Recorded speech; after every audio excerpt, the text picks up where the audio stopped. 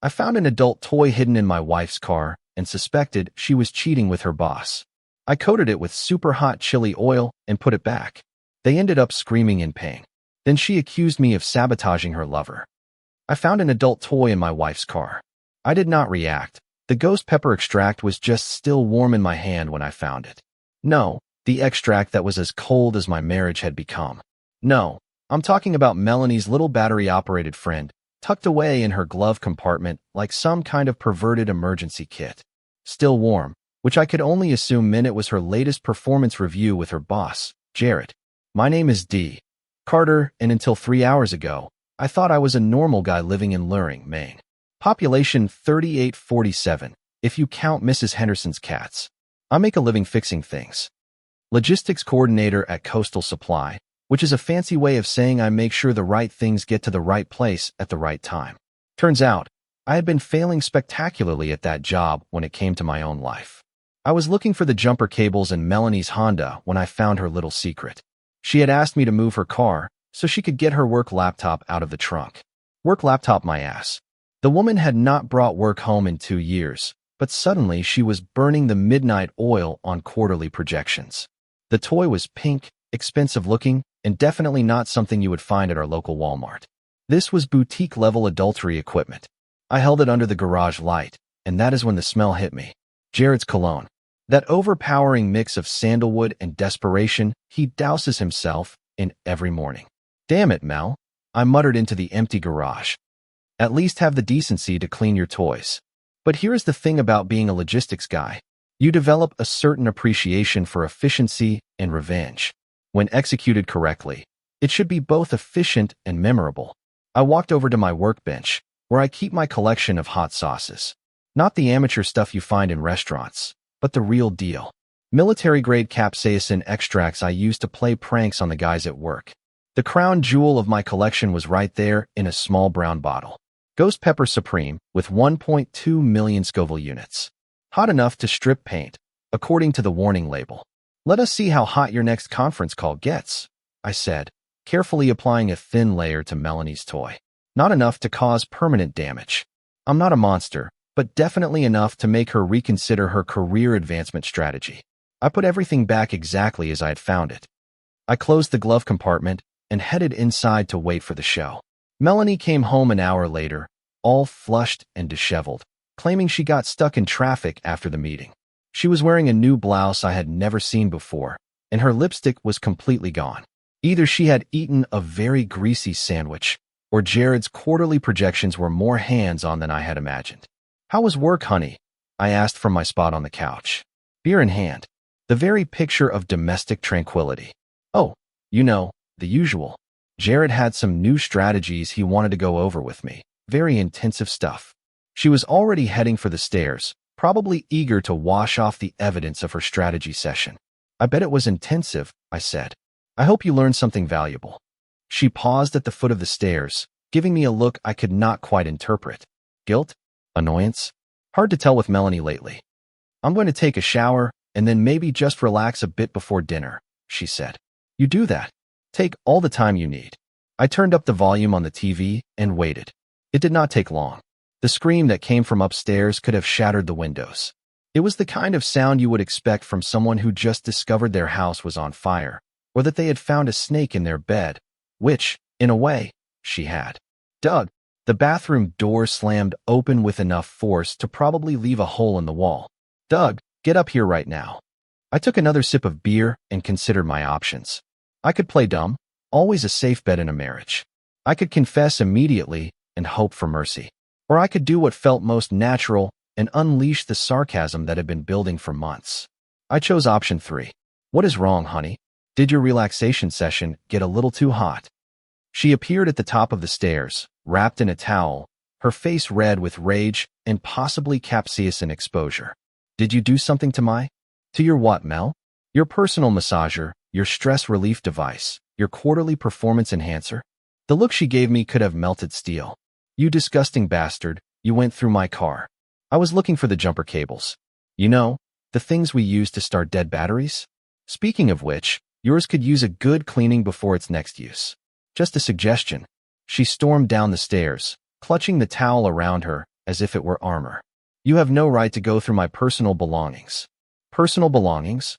I stood up, finally letting some of my anger show. Mel, we have been married for 8 years. I have seen your personal belongings. Hell, I have bought most of your personal belongings. But this particular item was new to me. Where did you get it?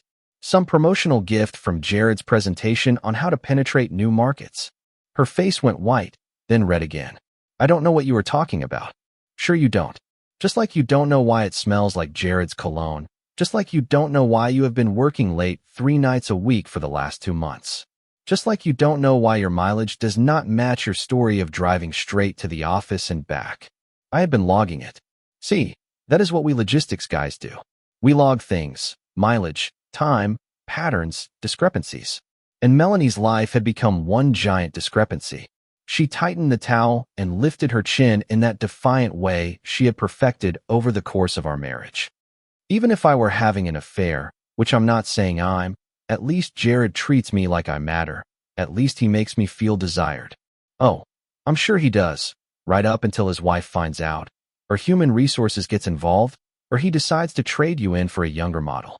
But hey, enjoy it while it lasts. That is when she really lost it. She started screaming about how I was a pathetic loser, how I had never amounted to anything, how Jared was twice the man I would ever be. All the greatest hits from our recent arguments, but with more volume and less clothing. I let her vent. Sometimes you just have to let people show you who they really are. When she finally ran out of steam, I walked to the window and looked out at our quiet little street. Mrs. Henderson was walking her cats. Yes, she actually walks her cats on leashes. And Mr.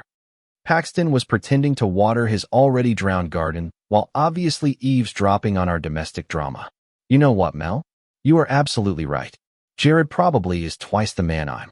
He is certainly twice as sleazy, twice as fake, and twice as likely to leave you high and dry when this all blows up in his face. I turned to face her. But here is the thing you don't seem to understand. I'm not the same guy you married 8 years ago. That guy would have begged you to stop, promised to change, done anything to save this marriage. I walked past her towards the garage. This guy is just getting started. The look on her face told me she was finally beginning to understand that her mild-mannered husband might not be so mild after all.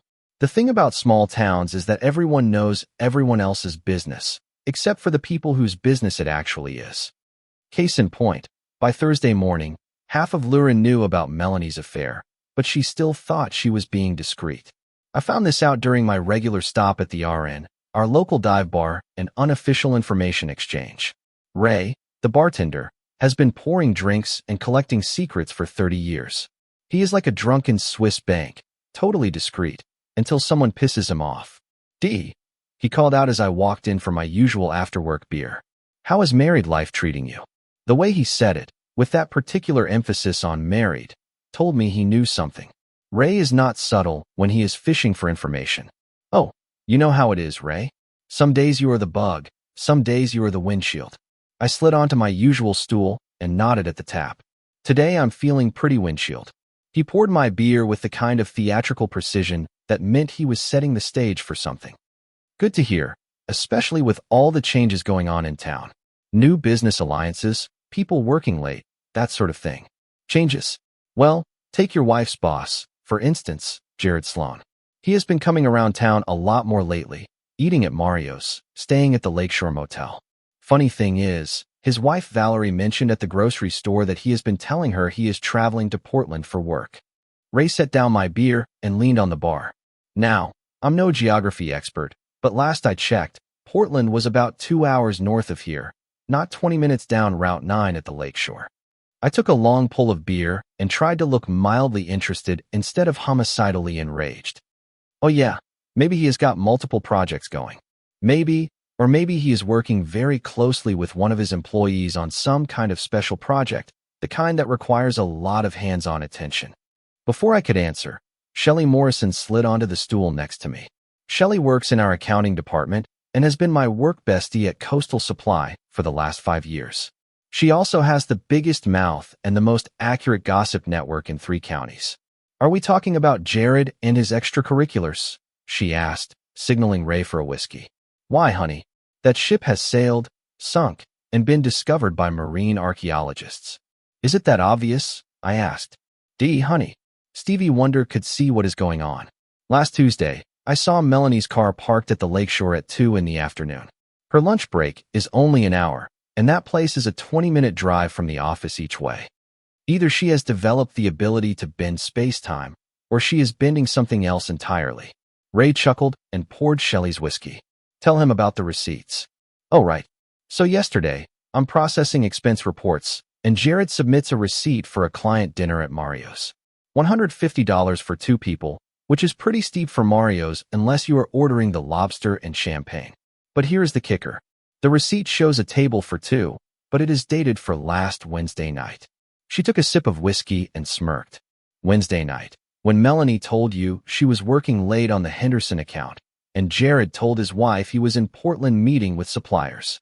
I felt something cold settle in my stomach. Not surprised. I had already figured out they were having an affair. But hearing the details, the casual way they had been lying to everyone, made it real in a way that finding her toy had not. How long has this been going on? I asked. About 3 months, by my calculations. Started right after that regional conference in Boston. You know, the one Melanie came back from all excited about new growth opportunities and tapping into unrealized potential.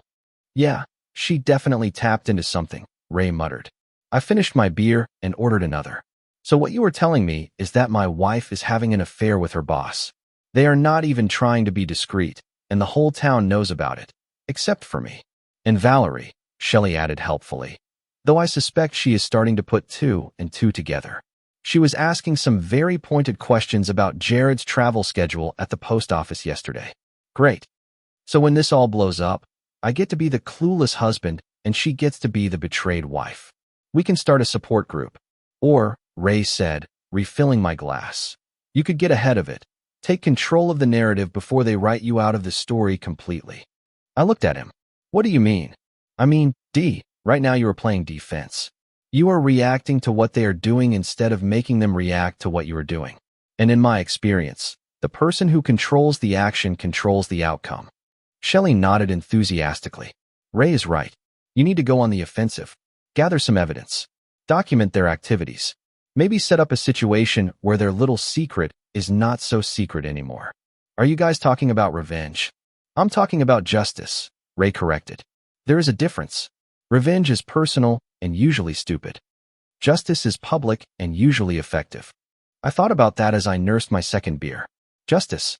I like the sound of it. Hypothetically speaking, I said, if someone wanted to document certain activities, how would they go about it? Shelley's eyes lit up. Hypothetically, well, there are lots of ways. Paper trails, digital evidence, witness testimony. The key is to be systematic, build a case instead of just collecting random facts. And timing, Ray added. You want maximum impact with minimum blowback.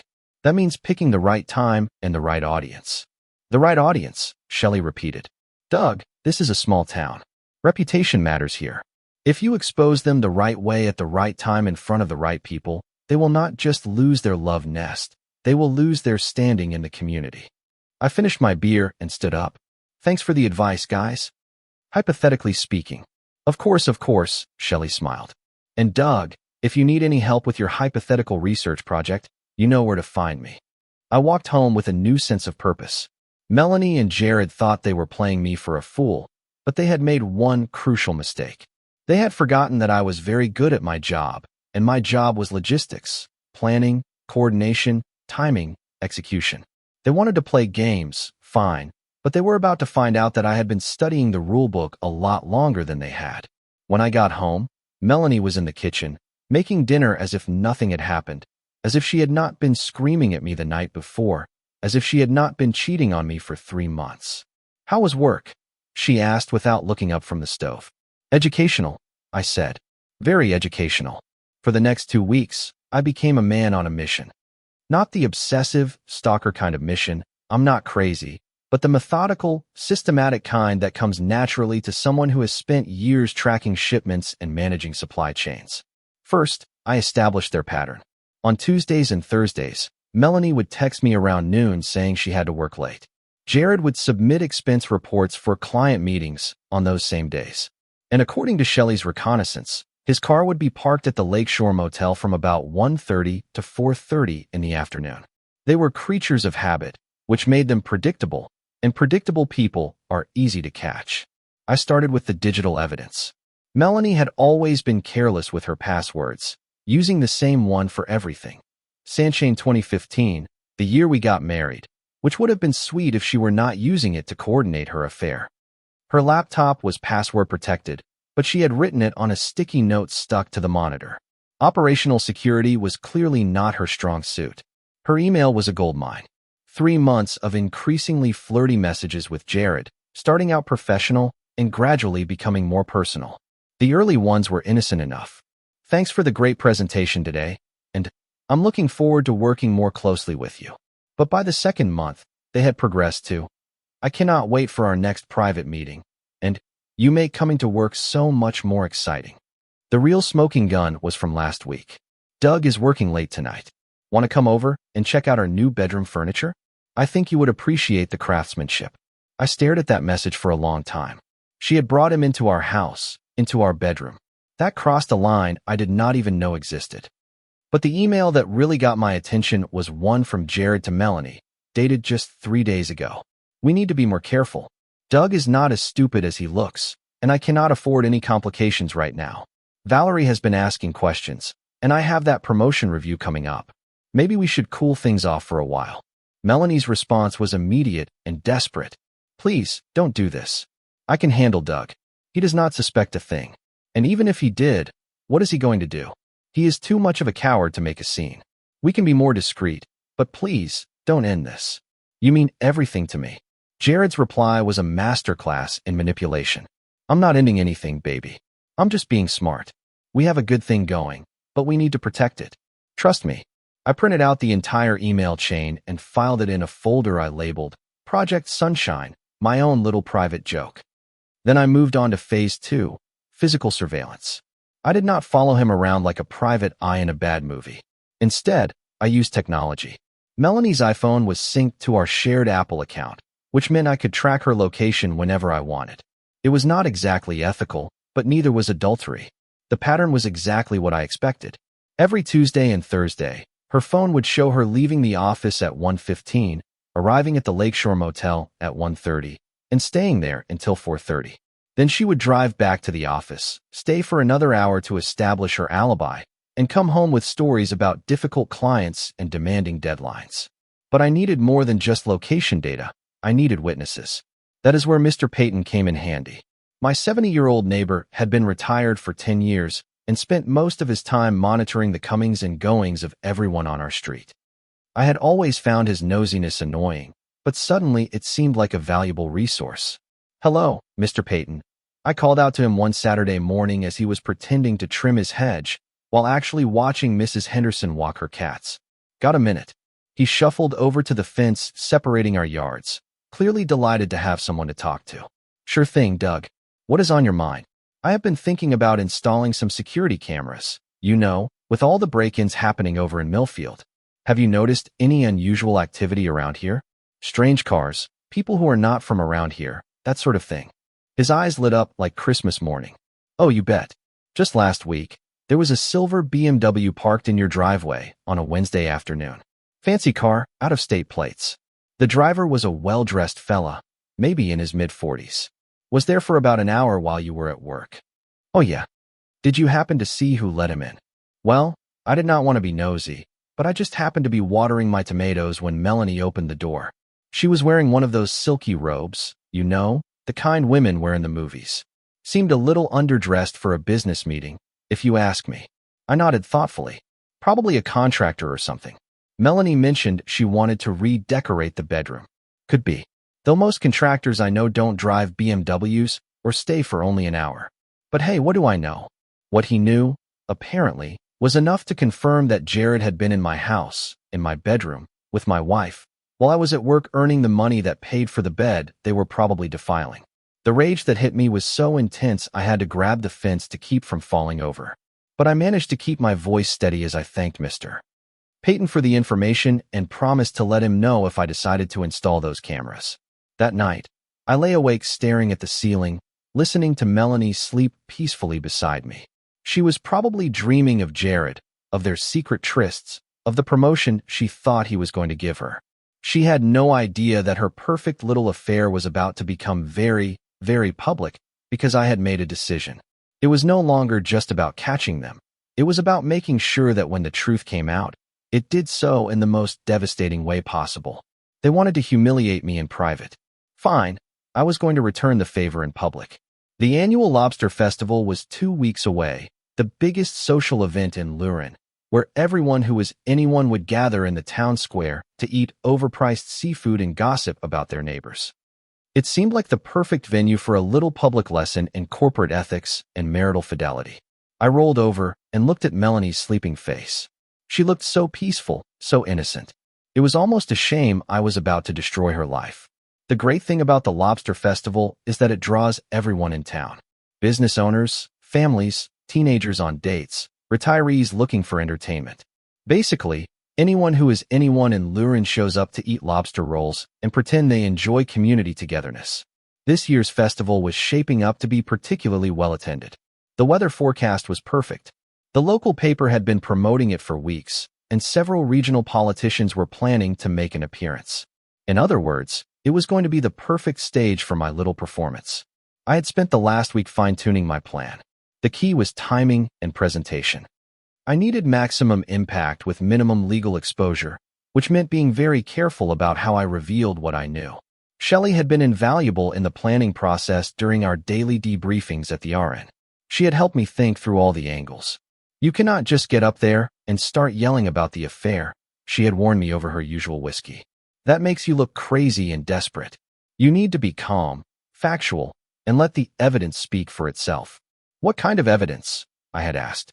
Well, you have got the emails, the location data, Mr. Payton's witness statements. But what you really need is something that shows their true character, something that reveals who they really are underneath all the lies.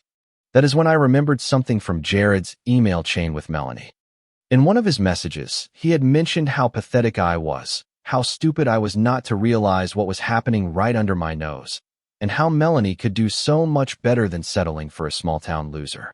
But the real gem was a voicemail Melanie had accidentally sent to my phone instead of Jared's. She had meant to send it to Jared in her contacts, but had hit DC instead. In the message, she was laughing about how I had bought her story about working late, calling me clueless and saying she almost felt sorry for me because I was so trusting and naive. I had saved that message, along with several others she had sent to Jared that I had intercepted by temporarily forwarding her calls to my phone.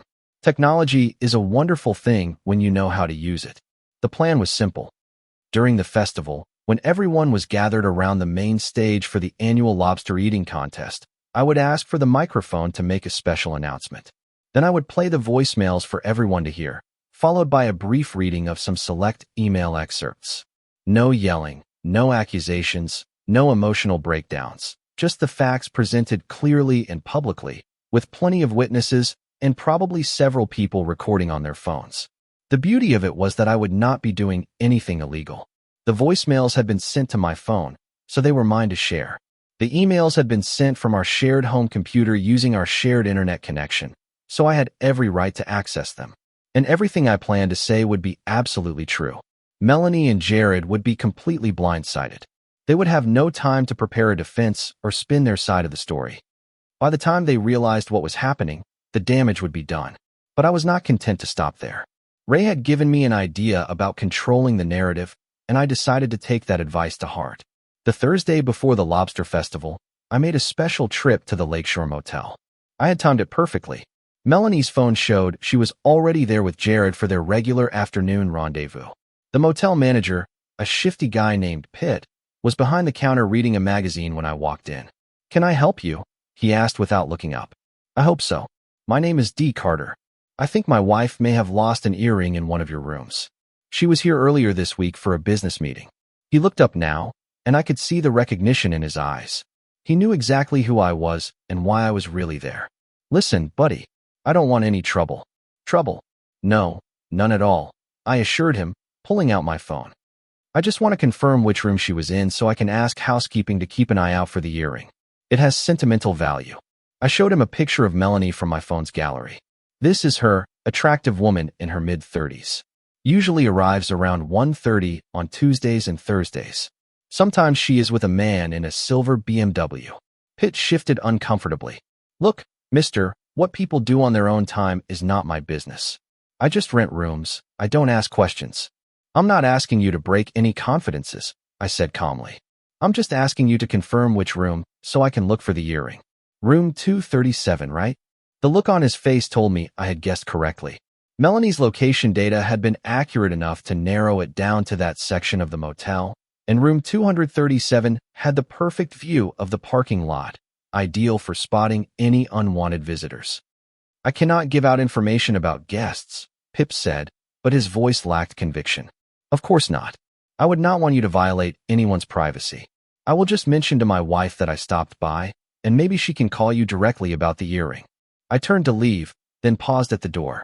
Oh, and Pip, you might want to make sure your security cameras are in good working order. You never know when you might need the footage for insurance or legal matters. The color drained from his face. The Lakeshore Motel was the kind of place that survived on discretion about its clientele. The last thing Pitt wanted was to get dragged into a messy divorce case or a workplace scandal. I left the motel satisfied. I had not threatened anyone or done anything improper, but I had planted a seed of doubt that would make Pitt very nervous about continuing to facilitate Melanie and Jared's trysts. That night, Melanie came home in an unusually good mood. She was humming as she cooked dinner, smiling more than she had in months, and even suggested we watch a movie together. You seem happy, I observed as we settled onto the couch with our plates. I'm happy. Work has been going really well lately. Jared says I'm on the short list for a promotion, and there might be some opportunities to take on more responsibility. That is great, honey. You deserve to be recognized for all the extra effort you have been putting in. She beamed at me, apparently missing the subtle sarcasm in my voice. It is nice to finally be working for someone who appreciates my talents and is not afraid to reward hard work. I'm sure Jared appreciates all of your talents, I said. He seems like the kind of boss who really values hands-on collaboration. He is. He has taught me so much about the business, and he has really opened my eyes to possibilities I never considered before. I nodded thoughtfully. It is amazing how the right mentor can change your whole outlook on life. I bet you have learned things from Jared you could never have learned from me. Oh, Doug, I did not mean it like that. No, you are absolutely right. Jared has an expertise and a sophistication that I lack. He has shown you a whole new world of opportunities. She relaxed, apparently reassured that I was not offended. Exactly. He has helped me realize that I have been settling for less than I deserve. Well, I said, raising my beer in a mock toast. Here is to getting exactly what you deserve. We clinked our glasses, and Melanie smiled at me with genuine affection for the first time in months. She had no idea that in 3 days, at the Lobster Festival, she was going to get exactly what she deserved, and I was going to make sure the whole town was there to see it. Saturday morning dawned clear and bright. Perfect weather for Lurin's annual celebration of overpriced crustaceans and small-town drama. I woke up early, made coffee, and went over my plan one last time while Melanie slept. Everything was in place. I had the voicemails queued up on my phone, the email printouts folded in my jacket pocket, and a USB drive with backups of everything stashed in my car. Most importantly, I had confirmation that both Jared and his wife, Valerie, would be attending the festival. Valerie's presence was crucial to my plan. She was a respected member of the community, president of the garden club, volunteer coordinator for the library fundraiser, and known for her impeccable moral standards. If anyone could appreciate the full implications of her husband's extracurricular activities, it was Valerie. Melanie finally emerged from the bedroom around 10, already dressed in a new outfit I had never seen before. A sundress that was a little too tight, a little too short, and definitely too expensive for our budget. New dress? I asked casually. Oh, this old thing. I have had it for ages, she lied smoothly. I just thought it would be nice to dress up a little for the festival. You never know who you might run into. Very true. I'm sure Jared will appreciate the effort you have put into your appearance. She gave me a sharp look. What is that supposed to mean? Nothing. Just that your boss seems to notice when his employees go the extra mile to look professional. It is good that you want to make a positive impression. She relaxed slightly. Exactly. Image matters in business. We drove to the festival separately. She wanted to get there early to help set up, and I told her I needed to stop at the hardware store first. In reality, I wanted to make sure I could position myself strategically for maximum impact. The town square was already buzzing with activity when I arrived. Vendors were setting up their booths. Families were staking out prime spots for picnic blankets, and the usual cast of local characters was beginning to assemble. I spotted Jared immediately. He was standing near the main stage, talking to Mayor Patterson and looking every bit the successful businessman in his polo shirt and khaki pants. His silver BMW was parked prominently in the VIP section, just in case anyone forgot how important he was. Melanie was across the square, ostensibly helping to arrange the dessert table, but really positioning herself where Jared could see her. The new dress was definitely having the desired effect. Several men had already turned to look at her, and I could see Jared sneaking glances in her direction. What they did not notice was Valerie Sloan, standing in the shade of the gazebo with the other ladies from the garden club, watching her husband's wandering eyes with growing suspicion. I made my rounds, saying hello to neighbors and making small talk, all the while keeping track of the key players in my little drama. Shelley arrived around noon with her husband, Tom, and gave me a subtle thumbs up when she saw me. Ray had closed the bar early to attend the festival and was moving through the crowd like the social politician he had never officially become. The lobster eating contest was scheduled for 2 p.m., right after the mayor's welcoming speech and the announcement of this year's festival queen. The timing was perfect. Everyone would be gathered around the stage, relaxed and entertained, with their phones out to record the festivities. At 1:45, I made my way toward the stage.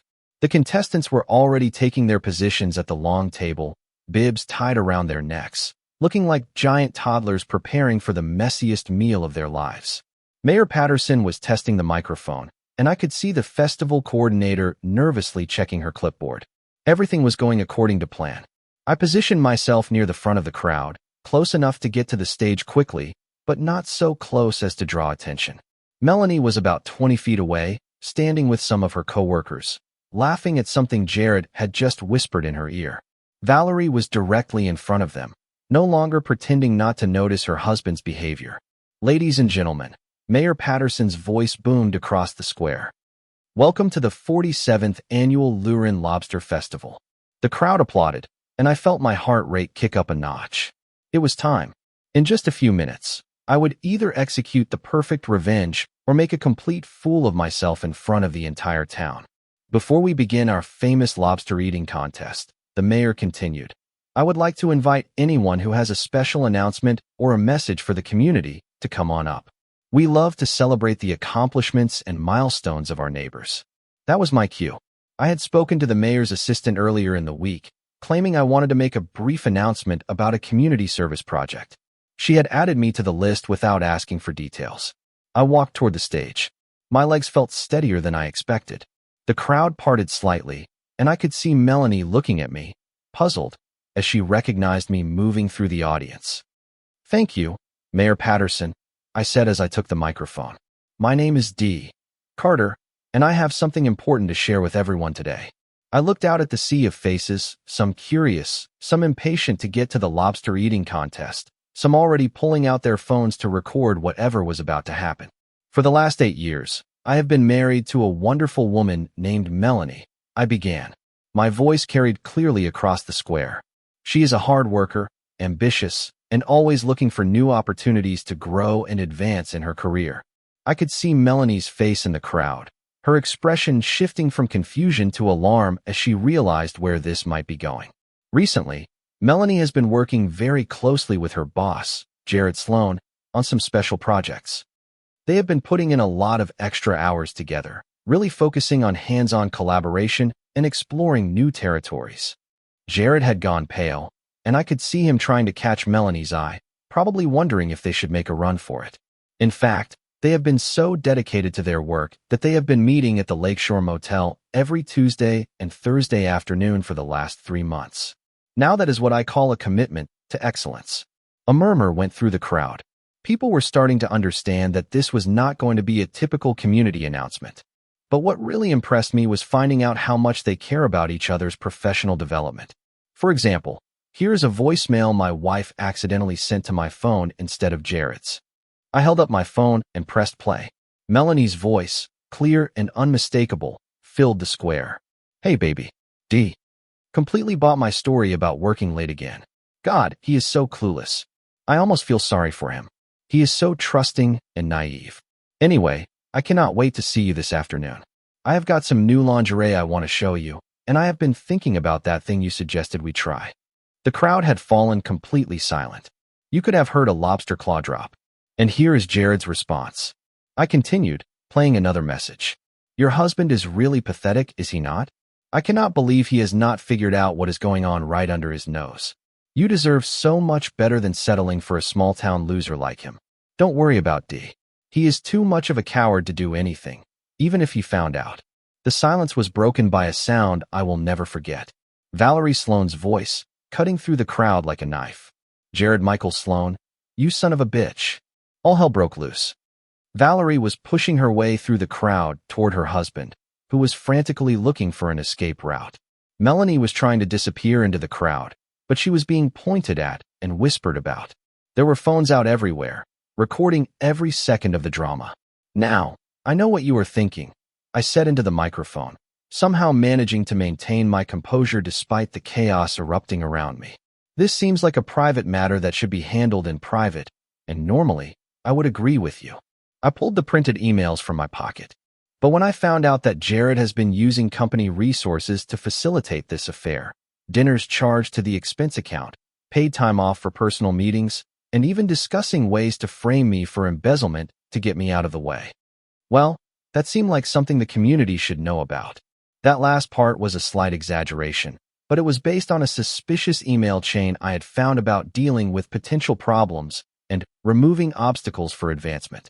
The crowd was now in a full uproar. Valerie had reached Jared and was screaming at him in language that would have made a sailor blush. Melanie was crying and trying to push her way toward the parking lot. Several people were shouting questions at me, and at least 3 phones were live-streaming the entire event on Facebook. I handed the microphone back to Mayor Patterson, who looked like he would rather be anywhere else in the world, and stepped off the stage. Mission accomplished. The fallout from the Lobster Festival was everything I had hoped for and more. By Sunday morning, the videos of my announcement were circulating on every social media platform. The local paper had called for a comment, and my phone would not stop buzzing with calls from people I had not heard from in years. Melanie had not come home on Saturday night. Her car was gone when I got back from the festival, along with several suitcases and most of her clothes. She had left a note on the kitchen counter. Doug, I cannot believe you would humiliate me like that in front of the whole town. What you did was cruel and vengeful. I will be staying at my sister's until I can figure out what to do. Don't try to contact me. I crumpled up the note and threw it in the trash. After 3 months of lies and betrayal, she was calling me cruel and vengeful. The irony was almost funny. The real entertainment came from watching the secondary explosions my little announcement had set off. Jared's wife, Valerie, had apparently gone home and thrown all of his belongings onto the front lawn, along with a sign that read, "Free stuff. Cheating husband moving out." By Sunday afternoon, half the kids in the neighborhood were riding around on his expensive golf clubs like they were toy horses. Even better, Valerie had called Coastal Supply's corporate headquarters first thing on Monday morning to report Jared's misuse of company resources. She had also forwarded them copies of all the emails I had shared with her, along with some additional evidence she had found on his home laptop. Jared was fired on Tuesday. Not just demoted or reprimanded, completely terminated with cause, which meant no severance pay and no positive references for future employment. The company also launched an investigation into his expense reports from the last 2 years, and rumor had it they were considering legal action to recover the misappropriated funds. Melanie lasted until Thursday. Officially, she was laid off as part of a departmental restructuring, but everyone knew the real reason. The company could not afford to keep her on after the very public revelation of her affair with her supervisor. She was a liability, according to Shelley, who had heard it straight from Human Resources. I felt a little bad about that. Melanie might have been a cheating wife, but she was actually decent at her job. Still, actions have consequences, and she had made her choices with full knowledge of the potential risks. The divorce papers arrived the following Monday, served by a lawyer I had never heard of. Melanie was asking for half of everything: the house, my retirement account, even my tools. She was also claiming emotional distress and demanding alimony based on her reduced earning capacity due to the public humiliation. I sent the papers to my own lawyer, along with copies of all the evidence I had gathered about her affair. Within a week, her tone had changed considerably. Suddenly, she was willing to settle for a lot less, and the claims for emotional distress had mysteriously disappeared. The best part, though, was the reaction from the rest of the town. I had expected some people to think I had gone too far, that I should have handled things privately. Instead, I found myself being treated as a sort of local hero. Ray bought me drinks for a week straight, calling me the man who finally stood up for himself. Mrs. Henderson baked me a casserole and told me I was an inspiration to downtrodden husbands everywhere.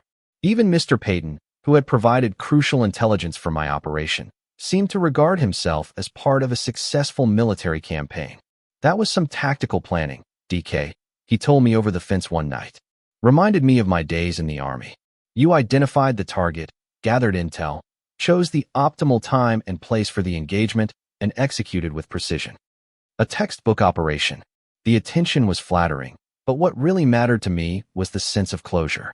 For months, I had felt like I was living in someone else's story, playing the part of the oblivious husband while other people made decisions about my life. Now, I had taken back control of my own narrative.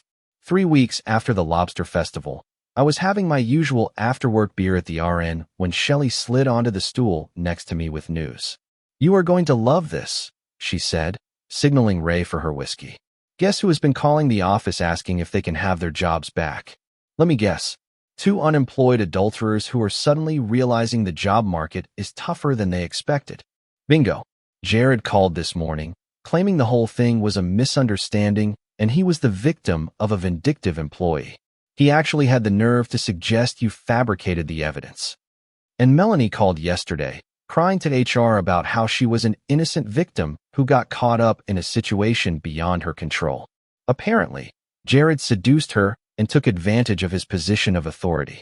I laughed. It is funny how quickly the narrative changes when reality sets in. It gets better. Valerie filed for divorce and is asking for everything. Turns out, Jared has been hiding assets and racking up debt for years. She is also suing him for emotional distress and demanding compensation for the damage to her reputation. Karma is a. Speaking of karma, Ray said, setting down my beer.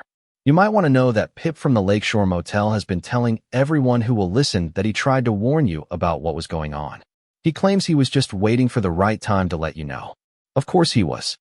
I'm sure it had nothing to do with being afraid of getting dragged into a legal mess. The point is, Shelley said, raising her glass, justice was served. You exposed the truth, you protected yourself legally, and you did it all without breaking any laws or sinking to their level. We clinked our glasses, and I felt a deep sense of satisfaction. Not just because I had gotten back at the people who had betrayed me, but because I had done it the right way. No violence, no illegal activities, no behavior I would be ashamed of later, just the truth presented at the right time and place for maximum impact. So what is next for Doug Carter? Ray asked. Now that you have won the war, what are you going to do with the peace? I thought about that question as I finished my beer. What was next? I had a house to myself, a stable job, and a reputation as someone not to be trifled with. For the first time in years, I felt like I could make decisions based on what I wanted instead of what other people expected. I said finally, I'm going to enjoy being the hero of my own story for a while. As I walked home that night, I passed the spot where the Lobster Festival stage had been set up. The square was quiet now, back to its normal routine of small-town tranquility, but I could still remember the moment I took that microphone and changed everything. Melanie and Jared had thought they were so clever, so sophisticated, so much better than the small-town folk they were deceiving. They had forgotten that small towns have long memories and that reputation matters more than money or status. They had also forgotten that the quiet, dependable guy they dismissed as pathetic and clueless was actually pretty good at his job. And his job was logistics, planning, timing, and execution. In the end, they got exactly what they deserved, and I made sure the whole town was there to see it.